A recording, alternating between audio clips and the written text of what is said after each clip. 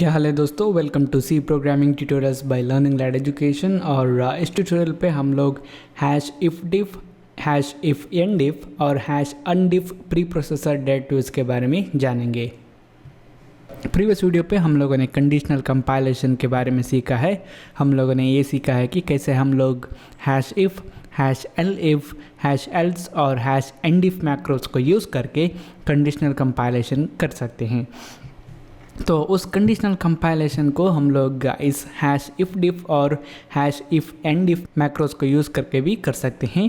यहाँ पे hash if डिफ का मतलब है इफ़ डिफाइंड और हैश इफ एन डिफ का मतलब है if not defined.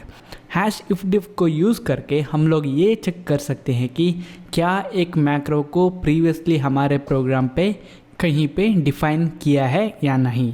For example यहाँ पे डेमोन्स्ट्रेट करने के लिए मैं क्या करूँगा, मैं एक मैक्रो को डिफ़ाइन करूँगा hash define pre processor directive को यूज़ करके, और मैं उस मैक्रो को नाम दूंगा इंटेल। यहाँ पे हम लोग सिर्फ मैक्रो टेम्पलेट को डिफ़ाइन करेंगे और इसका एक्सपांशन पार्ट लिखना ज़रूरी नहीं है। इस स्टेटमेंट के ज़रिए हम लोग एक मैक्रो को डिफ़ाइन कर रहे हैं और उसका नाम है इंटेल। तो अभी हम लोग हैश इफ डिफ मैक्रो को यूज़ करके ये चेक कर सकते हैं कि क्या इस इंटेल मैक्रो को हमने प्रीवियसली डिफ़ाइन किया है। अगर हमने प्रीवियसली डिफ़ाइन किया है तो हम लोग कुछ स्टेटमेंट्स को कंपाइल कर सकते हैं। तो यहाँ पे डेमोन्स्ट्रेट करने के लिए मैं यूज़ करूँगा हैश इफ डिफ, मतलब है इफ़ डिफाइंड, उसके बाद हमें मैक्रो को स्पेसिफाई करना है इंटेल। तो यहाँ पे क्या होता है कि अगर इस प्रोग्राम पे प्रीवियसली कहीं पे भी हमने इस इंटेल मैक्रो को डिफ़ाइन किया है तो जो भी कोड यहाँ पे हम लोग इस इफ़ डिफ और एंड डिफ के बीच में लिखेंगे वो अपने प्री प्रोसेसर के आउटपुट पे एग्जिस्ट रहेगा और वो कोड कंपाइलेशन प्रोसेस पे जाएगा। अगर ये इंटेल मैक्रो प्रीवियसली डिफ़ाइन नहीं है तो ये कोड जो यहाँ पे इफ़ डिफ और एंड डिफ के बीच में है वो अपने प्री प्रोसेसर के आउटपुट पे नहीं आएगा और वो कंपाइल नहीं होगा। यहाँ पर डेमोन्स्ट्रेट करने के लिए मैं क्या करूँगा, एक प्रिंटफ फंक्शन को यूज़ करूँगा और यहाँ पे मैं कहूँगा कि कोड फॉर इंटेल मशीन्स। तो अभी मैं क्या करूँगा, मैं इसे बिल्ड एंड रन करूँगा और यहाँ पे आप लोग देख सकते हैं कोड फॉर इंटेल मशीन्स। ये इसलिए आया है क्योंकि हमने इस इंटेल मैक्रो को प्रीवियसली डिफ़ाइन किया है और उसकी वजह से ये इफ़ डिफ जो है ये ट्रू रिटर्न करता है और जो भी स्टेटमेंट्स हमने इस इफ़ डिफ और एंड डिफ के बीच में लिखे हैं वो अपने प्री प्रोसेसर के जो आउटपुट है वहाँ पे आएगा और वो कोड कंपाइलर पे जाएगा कंपाइलेशन के लिए, और हमारा जो एप्लीकेशन बनता है उस पर ये स्टेटमेंट रहेगा। अभी मैं क्या करूँगा, अभी इस मैक्रो को डिफ़ाइन नहीं करूँगा तो मैं इस मैक्रो डेफिनेशन को रिमूव करूँगा और उसके बाद बिल्ड एंड रन करूँगा। तो आप लोग यहाँ पे देख सकते हैं अभी कुछ स्टेटमेंट एग्जीक्यूट नहीं हुआ है क्योंकि यहाँ पे इस इंटेल मैक्रो को प्रीवियसली इस प्रोग्राम पे डिफ़ाइन नहीं किया है। तो इफ़ डिफ जो है ये फॉल्स रिटर्न करता है और उसकी वजह से जो भी कोड यहाँ पे हमने इस इफ़ डिफ और एंड डिफ के बीच में लिखा है वो प्री प्रोसेसर के आउटपुट जो इंटरमीडिएट कोड आएगा उस पर नहीं रहेगा और ये कोड कंपाइल नहीं होगा। तो अभी मैंने आप लोगों को इफ़ डिफ के बारे में सिखाया है, तो हम लोग अभी हैश इफ़ एन डिफ के बारे में जानेंगे। ये इफ़ एन डिफ का मतलब है इफ़ नॉट डिफाइंड। ये बिल्कुल हैश इफ़ डिफ के अपोजिट काम करता है। तो अभी हम लोग यहाँ पे इफ़ एन डिफ को यूज़ करेंगे। तो इफ़ एन डिफ का मतलब होता है कि इफ़ नॉट डिफाइंड, और यहाँ पे अभी ये चेक करता है कि जो मैक्रो यहाँ पे स्पेसिफाई किया है क्या इसे प्रीवियसली डिफ़ाइंड नहीं किया है। अगर इस मैक्रो को प्रीवियसली डिफ़ाइन नहीं किया है तो जो भी स्टेटमेंट्स हम लोग यहाँ पे इस इफ़ एंड डिफ और एंड डिफ के बीच में लिखेंगे ये कंपाइल हो जाएंगे क्योंकि ये अपने प्री प्रोसेसर के जो आउटपुट इंटरमीडिएट फाइल आएगा उस पर रहेंगे। अगर इस मैक्रो को प्रीवियसली डिफ़ाइन किया है तो ये स्टेटमेंट्स अपने प्री प्रोसेसर के आउटपुट पे नहीं आएंगे और ये कंपाइल नहीं होंगे। तो यहाँ पर डेमोन्स्ट्रेट करने के लिए मैं क्या करूँगा, मैं इसे सेव करके बिल्ड एंड रन करूँगा और यहाँ पे आप लोग देख सकते हैं कोड फॉर इंटेल मशीन्स।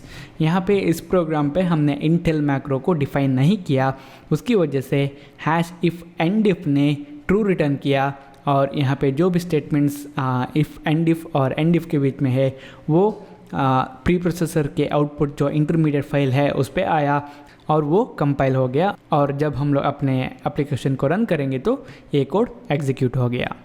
तो अभी मैं यहाँ पे क्या करूँगा, मैं अपने मैक्रो को डिफ़ाइन करूँगा, हैश डिफ़ाइन, और ये होगा इंटेल, और यहाँ पे हैश इफ़ डिफ और एंड इफ साथ हम लोग एल्स पार्ट को भी यूज़ कर सकते हैं।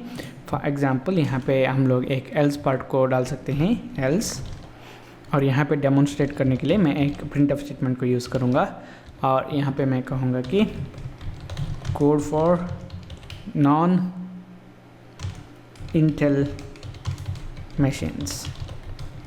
राइट, अभी हम लोग इसे सेव करेंगे और बिल्ड एंड रन करेंगे।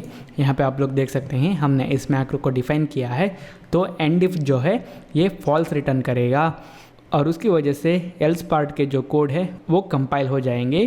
तो मैं इसे बिल्ड एंड रन करूँगा और आप लोग यहाँ पे देख सकते हैं code for non Intel machines. तो यहाँ पे हम लोग इफ़ डिफ के लिए भी एल्स पार्ट को यूज़ कर सकते हैं, इफ़ डिफ इंटेल, और यहाँ पे हम लोगों को इसे निकालना पड़ेगा अभी इस मैक्रो डेफिनेशन को, अगर हम लोगों को एल्स पार्ट का कोड को एग्जीक्यूट करना है। और यहाँ पे मैं बिल्ड एंड रन करूँगा तो आप लोग यहाँ पे देख सकते हैं code for non Intel machines. So यहाँ पे आप लोग अगर प्री प्रोसेसर का आउटपुट देखना चाहते हैं तो आप लोग देख सकते हैं, प्रीवियस एक ट्यूटोरियल पे मैंने आप लोगों को इसके बारे में सिखाया है, आप लोग मोर इन्फॉर्मेशन के लिए उस वीडियो को देख सकते हैं। तो अभी हमारे इस प्रोग्राम पे मैं अपने मैक्रो को डिफ़ाइन करूँगा और उसके बाद मैं आप लोगों को एक और प्री प्रोसेसर डायरेक्टिव के बारे में सिखाना चाहता हूँ, वो है कि हैश अनडिफ। इस hash undef pre processor directive को यूज़ करके हम लोग एक प्रीवियसली डिफाइंड मैक्रो को अनडिफाइंड कर सकते हैं। फॉर एग्ज़ाम्पल यहाँ पे इस कोड को हम लोग ऐसे ही रहने देंगे और उसके बाद हम लोग पूरा इसे कॉपी करके यहाँ पे पेस्ट करेंगे। और अभी अगर मैं इस प्रोग्राम को रन करूँगा तो आप लोग देख सकते हैं कोड फॉर इंटेल मशीन्स 2 बार आया है, क्योंकि हम लोग ने यहाँ पे प्रीवियस कोड को कॉपी करके पेस्ट किया है। तो अभी हम लोग हैश अनडिफ प्री प्रोसेसर को यूज़ करके एक प्रीवियसली डिफाइंड मैक्रो को अनडिफाइन कर सकते हैं। तो यहाँ पे इतने कोड के लिए हमारा इंटेल मैक्रो डिफाइंड रहेगा और इतना कोड होने के बाद मैं उसे अनडिफाइन करूँगा। तो अभी हैश अनडिफ और उसके बाद हम लोगों को उस मैक्रो का नाम और टेम्पलेट स्पेसिफाई करना है। हम लोग इंटेल टेम्पलेट को अनडिफाइन करना चाहते हैं और अभी ऐसा करके अगर मैं इसे बिल्ड एंड रन करूँगा तो यहाँ पे आप लोग देख सकते हैं पहले हमने अपने प्रोग्राम पे इंटेल मैक्रो को डिफ़ाइन किया है। तो if diff Intel true return करता है तो ये प्रिंटफ स्टेटमेंट अब कंपाइल हो जाएगा और जब हम लोग अपने एप्लीकेशन को रन करेंगे तो यहाँ पे आएगा कोड फॉर इंटेल मशीन्स। और उसके बाद यहाँ पे हम लोगों ने इस इंटेल मैक्रो को अनडिफाइन किया है लाइन नंबर 15 पे। तो क्या हुआ कि इंटेल मैक्रो अभी अनडिफाइंड हो गया। तो उसके बाद फिर से हमने इफ़ डिफ को यूज़ करके एक चेक किया कि क्या इंटेल मैक्रो हमारे सोर्स कोड पे प्रीवियसली डिफाइंड है। पहले डिफाइंड था पर हम लोगों ने अनडिफाइंड किया है तो ये अनडिफाइंड ही होगा। तो यहाँ पे इफ़ डिफ जो है ये फॉल्स रिटर्न करता है, तो एल्स पार्ट जो है ये एग्जीक्यूट हो जाएगा और हम लोगों को ये आउटपुट मिलेगा code for non Intel machines. तो आप लोग यहाँ पे देख सकते हैं second code for non Intel machines आया है। तो इस तरह हम लोग hash if diff, hash and if और hash undef pre processor directives को हमारे प्रोग्राम पे यूज़ कर सकते हैं। हम लोग इफ़ डिफ और इफ़ एंड डिफ को यूज़ करके कंडीशनल कंपाइलेशन कर सकते हैं और अनडिफ प्री प्रोसेसर डायरेक्टिव को यूज़ करके एक प्रीवियसली डिफाइंड मैक्रो को अनडिफाइंड कर सकते हैं। तो ये तो दोस्तों, थैंक यू फॉर वॉचिंग। और अगर आप लोगों को लगता है कि आप लोगों ने इस वीडियो से कुछ सीखा है तो इस वीडियो को ज़रूर लाइक कीजिए और अपने दोस्तों के साथ शेयर कीजिए और हमें यूट्यूब पे सब्सक्राइब कीजिए, ताकि जब भी हम लोग नए वीडियोस डालेंगे तो आप लोगों को एक नोटिफिकेशन मिलेगा। और आप लोग हमें फेसबुक पे लाइक कर सकते हैं, facebook.com/learninglad और facebook.com/learninglad हिंदी पे।